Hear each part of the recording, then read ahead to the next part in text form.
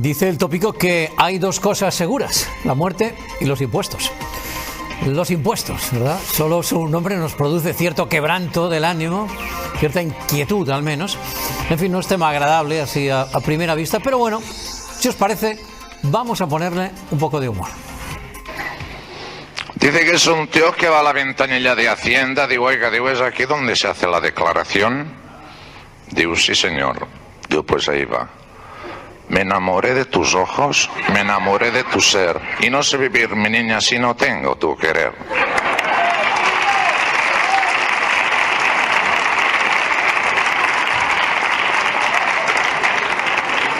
Bueno, el surrealismo de Eugenio nos pone una sonrisa, pero lo cierto es que a la mayoría, con gusto, lo que se dice con gusto, no pagamos los impuestos, ¿verdad? Otra cosa es ver cómo influencers, youtubers millonarios, deportistas de élite u otros eméritos buscan cómo sortear impuestos, mientras que al ciudadano de a pie, a usted y a mí y a todos los de a pie, pues nos toca apoquinar. Asunto espinoso este, el de los impuestos, al que nos acercamos con una mirada crítica, reflexiva, desde este Hacienda Somos Todos Cariño, escrito por María Blanco, doctora en Ciencias Económicas y Empresariales. ¿Qué tal? ¿Cómo estás, María? Bienvenida, placer. Buenos días. Qué grande, Eugenio. Qué grande, Eugenio. Y cómo me ha gustado la inspiración que he encontrado, por supuesto, en vuestro libro, haciendo referencia a ese chiste maravilloso. Y aquí veis a Carlos Rodríguez Brown, mediático economista, profesor y, en fin, portaestandarte de la bandera liberal, donde los haya. ¿Qué tal? ¿Cómo vamos, profesor? Encantado de estar con vosotros. Bienvenido. Bueno, María, rara vez los pagamos con gusto, es cierto. Hasta en el nombre, impuestos, viene de imposición. Es bien descriptivo lo que son, ¿no? Efectivamente, son coactivos. Si no fuera así, pues probablemente si fuera el producto de la solidaridad de los ciudadanos, probablemente no haría falta que nos retorcieran el brazo y nos metieran en la cárcel por no pagarlos.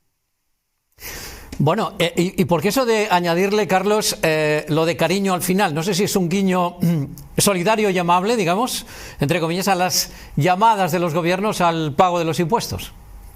Pues sí, efectivamente.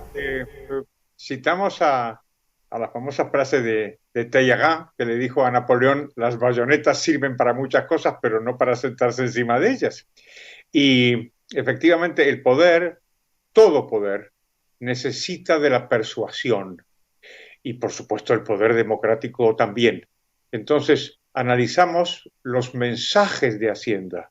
Esto es un libro en ese sentido bastante original, porque hay cientos o miles de libros sobre impuestos que están llenos de cifras o de números o de estadísticas. Y el Estado no son solamente números, el Estado también son palabras, son imágenes, son consignas. Y de eso es lo que trata este libro. Y es como tú dices, esta cosa del cariño es porque el Estado también pretende ser cariñoso. Bueno, entiendo que se pretende también, desde luego, lo vamos a entrecomillar. Así en general, a grandes rasgos, desde luego en el libro encontramos varias campañas de Hacienda, desde el tardofranquismo hasta las más contemporáneas, pero así en general, si hubiera una característica común, ¿cómo nos ha contado o cómo nos ha ido contando el Ministerio de Hacienda que, en fin, contribuyamos amablemente?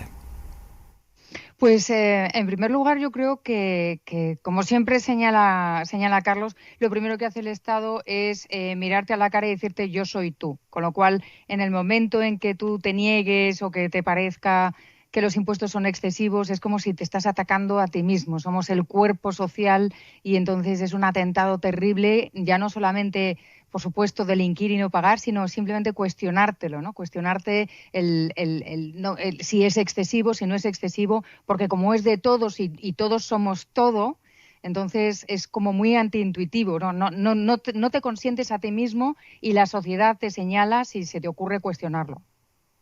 Claro, pero Carlos, si los impuestos sirven para pagar el estado del bienestar, sanidad, educación, en fin, carreteras, universidades, ¿no parece que haya otra manera de financiarlo que no sea a través de los impuestos? ¿O sí? Claro que sí. Todos los servicios públicos que ahora consideramos inevitablemente estatales eran privados. Lo que pasa es que el Estado los fue usurpando. Fíjate, en principio, todo lo que el Estado hace se podría hacer sin él. ¿Por qué? Y porque el Estado no tiene dinero.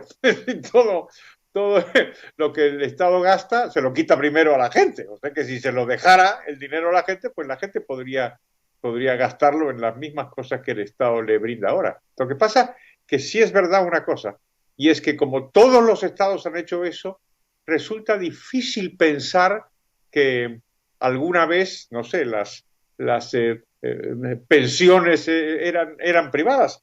Y eran privadas. Durante el siglo XIX, por ejemplo, eran organizadas por los sindicatos y que cuidaban de sus trabajadores con cuotas voluntarias. Quiero decir, una mirada al pasado lo que prueba es que esto que consideramos que es eterno, en realidad tiene una historia muy corta.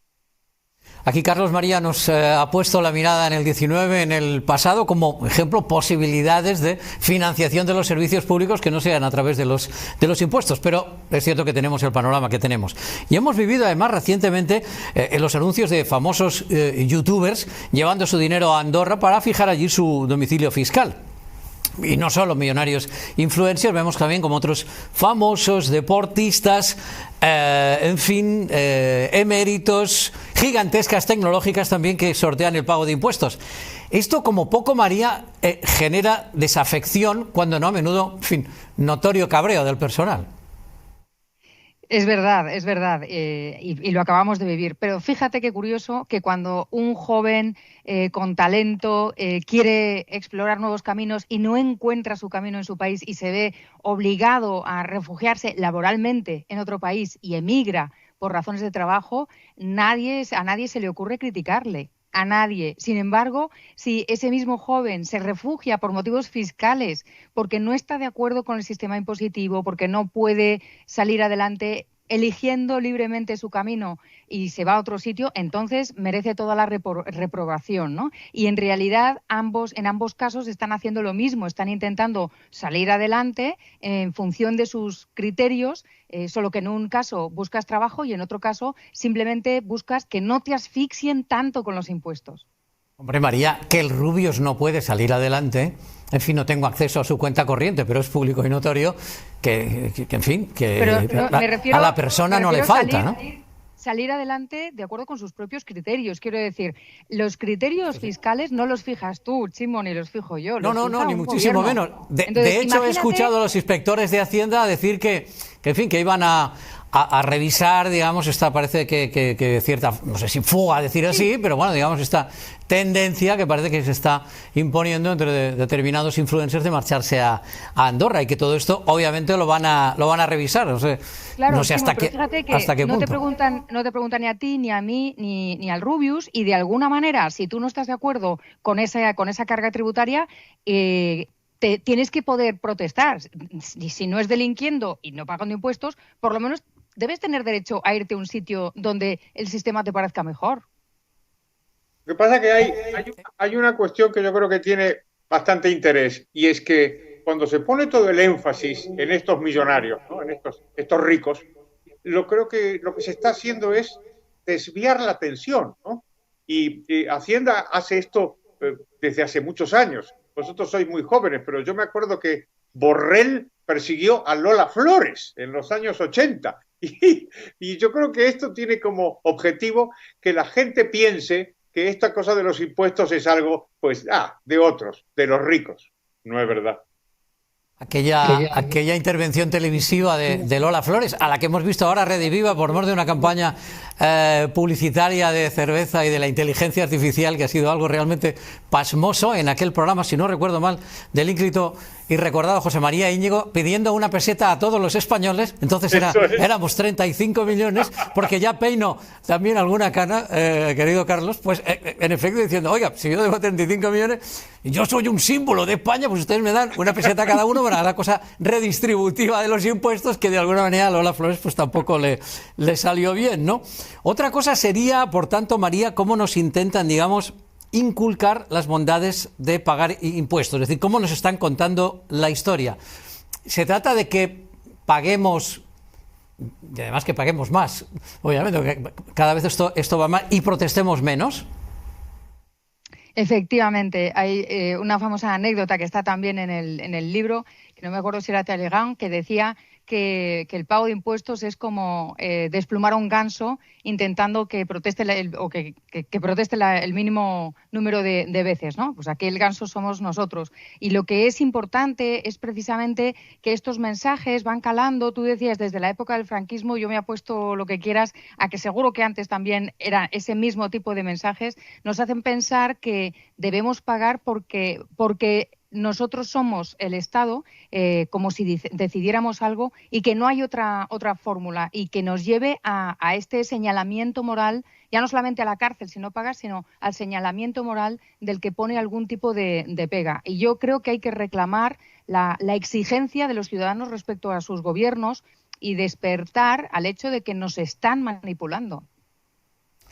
Bueno, no soy ajeno, digamos, también a ese movimiento ciudadano en el que pues, hay una protesta más que notoria en esta cuestión, pero tampoco parece que sea finalmente muy mayoritaria. No sé si porque no nos terminamos de organizar, pero ¿por qué te parece, Carlos, que todo y, en fin, las campañas que pueden hacer los ministerios de Hacienda oportunos o la manera en la que han trasladado la propaganda, seguimos los ciudadanos percibiendo la presión fiscal como hostil?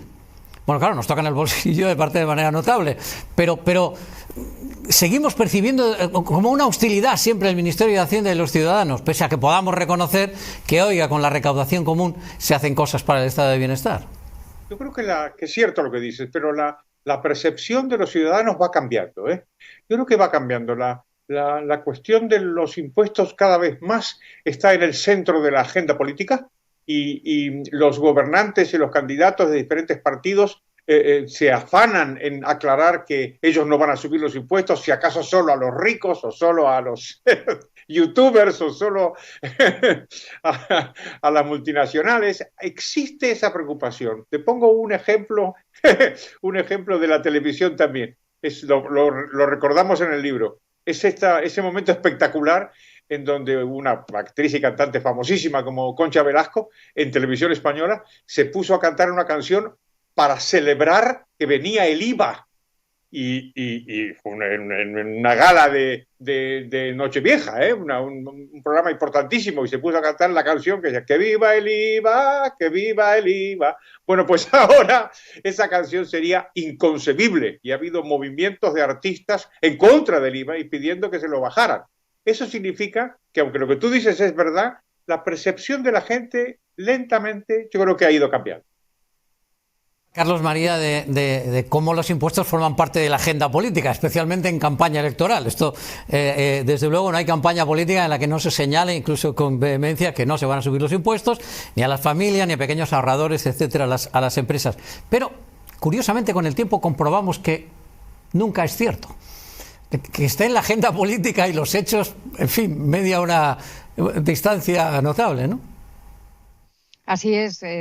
No siempre aquellos partidos ni aquellos políticos que aseguran que nos van a bajar los impuestos lo hacen, ¿no? Y tenemos un ejemplo, pues Mariano Rajoy, por ejemplo, el Partido Popular pues subió los impuestos pues 2 dígitos, o sea, como 20 veces o más en la misma legislatura. Esto es que hay rigidez a la baja, o sea, aquí se va a más. Por eso es cada vez más necesario hacernos pensar que siempre es por nuestro bien e intentar darnos mensajes para que sigamos pagando como si fuera lo único que podemos hacer y da igual lo que suban, ¿no? Y en las campañas, en efecto, nos encontramos, digamos, esa terminología amable, como podemos ver en la evolución histórica que nos trasladáis en el libro. ¿Os parece, Carlos María, que la crisis sanitaria ha hecho crecer el desapego ciudadano hacia los impuestos? ¿O por contra puede haber generado, no sé si un ánimo general o una cierta corriente de justicia redistributiva, de bien común, especialmente mirando en la sanidad? No tanto en la investigación, porque sabemos cómo la tenemos en España, pero especialmente en la sanidad. ¿Puede haber un cierto cambio de percepción? No estoy seguro, todavía no lo sabemos, es demasiado pronto. Desde luego, las pandemias, como se decía antes, la peste, siempre puede ser utilizada por los gobiernos, como las guerras, digamos, para consolidar su poder y para intentar legitimar sus incursiones, por ejemplo, en el caso de la fiscalidad. Es posible que tengas razón, es posible que cambie la percepción y que ahora la gente esté más, digamos, que se desactive su resistencia. Sin embargo, no estoy muy seguro, porque si te fijas, ha habido críticas a la gestión del gobierno de este y de otros países también, que prueban que quizá la gente tenga las dos actitudes, ¿no? Por un lado, que reconozca la importancia, no sé, de la sanidad pública, porque es evidente, y al mismo tiempo que mantenga eso que te contaba antes, ese creciente recelo ante la fiscalidad creciente. Por tanto, podríamos, y os pido un pronóstico, María, la crisis del coronavirus va a conllevar necesariamente más gasto público. Esto no resiste, desde luego, el más mínimo análisis, desde luego, lo cual nos va a llevar irremediablemente a una subida de impuestos.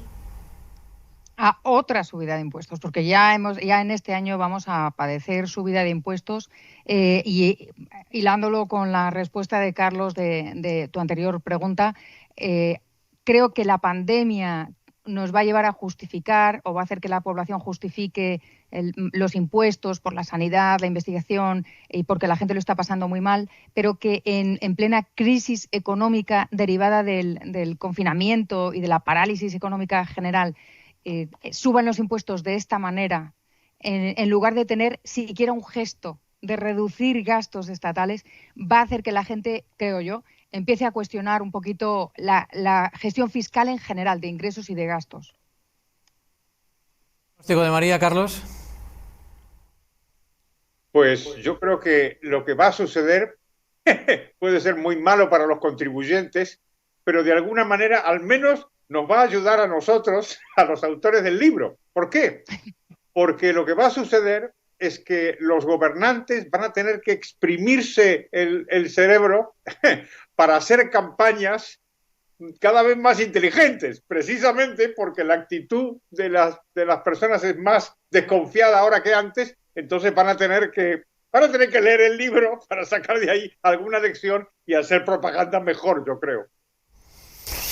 Veremos qué ocurre en los think tanks y cuáles son esos nuevos mensajes, esas nuevas señales de comunicación, cuando no propaganda, cada cual que lo interprete como quiera, al respecto de cómo pagar impuestos de la manera, en fin, menos traumática, por decirlo así, posible.